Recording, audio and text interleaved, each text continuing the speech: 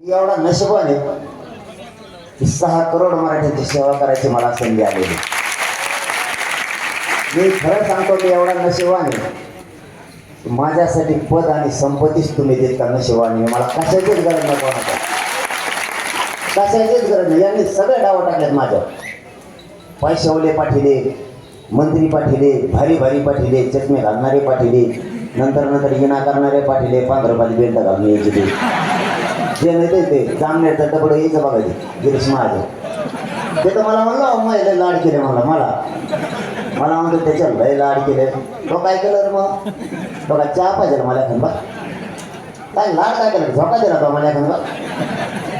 उगं 15 रुपयाची बेल्ट घालते ते क्लीन करून चालत आहे कोकडं डबडं. माझ्या वाटायची गरज आहे का? मी माझ्या गोरगरिबांच्या लेकरांना लढतोय. माझ्याकडे नाट लागायची गरज आहे. मी कोणा नाट लागलो का? देवेंद्र फडणवीसला 6 महिने त्या शब्द बोललो का मी? मग माझ्या वाटत काही गरज आहे. मग असा ठोकला मी वाटत जात नाही ना. तुम्ही माझ्या लेकरात वाटलो करता कशामुळं? तुम्हाला कोणी अधिकार दिला गोरगरिबांच्या माझ्या मराठ्यांच्या लेकराला त्याच्यावरती अन्याय करण्याचा? तुम्हाला ह्याच मराठ्यांना सत्ता दिलेली. सत्तेच्या मस्तीत जगू नका. तुम्हाला 5-5, 10-10 पिढ्या मराठ्यांच्या मनावर घेतलं तर गुलाल सुद्धा लागून देणार नाही. तेवढी ताकद माझ्या मराठ्याची. तुम्ही मस्तीत आल्यासारखं माझ्या सगळं तरी वागू नका, कारण मी मरायला भेट नाही.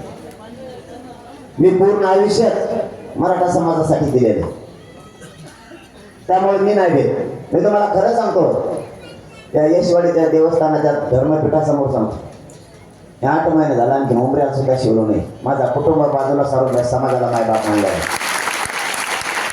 फक्त 2च वेळेस 1-1.5 घंट्यासाठी घरी गेलो. ते बी एकदा माझी मुलगी शिरीष झाली होती आणि एकदा मुलगा झाला होता.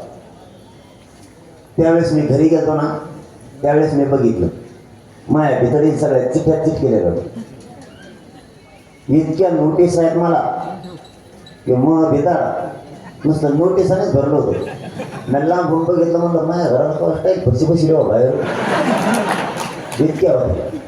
एक दिवस असे झोडपिले, दुसऱ्या दिवशी मुख्यमंत्री म्हणला ते पटकून जाऊन काढा रे कुणीतरी. नांदेडच्या तुमच्या परभणीच्या एसपीने पोलिस पाठवून काढून नेल्या. तुमच्या इकडे झाले माझ्या पुऱ्या महाराष्ट्रात मी एकटाच सापडलो त्यांना केशी करायला. सगळे दिले सोडून मायाच मागा लागले. आणि मी कुठं भेटतो इतक्या जणांकडे जायला मला कुठं टाईम आहे. इतक्या नोटिसा मी कावा जाऊ? त्यापेक्षा होऊन द्यायचं तो काय करायचं त्याला नावे राहायचं. मी नाही हटत, तुम्ही नका काळजी. तुमच्या लेकराच्या डोक्यावर आरक्षण देऊन गुलाल टाकल्याशिवाय मी नाही हटत ना. फक्त आरक्षण तुम्ही समजून घ्या. आरक्षण हे अमृतासारखं हे समजून घ्या. तुमची जमीन आणि प्रॉपर्टी जशी आहे ना, तसं आरक्षण सुद्धा तुमचे जीवन जगताना पोरांना भविष्यासाठी एक प्रॉपर्टीची मोठी. आरक्षणानं तुमचे लेकरं मोठे होणार आहे, तुमचे लेकरं अधिकारी होणार आहे, कायमचं मोठं होण्याचं काम. आता ज्यांना ज्यांना आरक्षण मिळालंय त्यांना चंद्र सूर्य असेपर्यंत टेन्शन नाही. त्यांचे लेकरं कधीही मोठेच होणार आहे. त्यामुळे कोणी हटू नका. आणि तुम्हाला एक महत्त्वाचं सांगतो, कोणाच्याच सभेत जायचं नाही. कोणाच्या या आपल्या सभेत येत नाही धन्यांचं काय आहे तिकडे. कोणाच्या प्रचारात सुद्धा नाही जायचं. कोणाच्या आता उद्यापासून एक काम करा,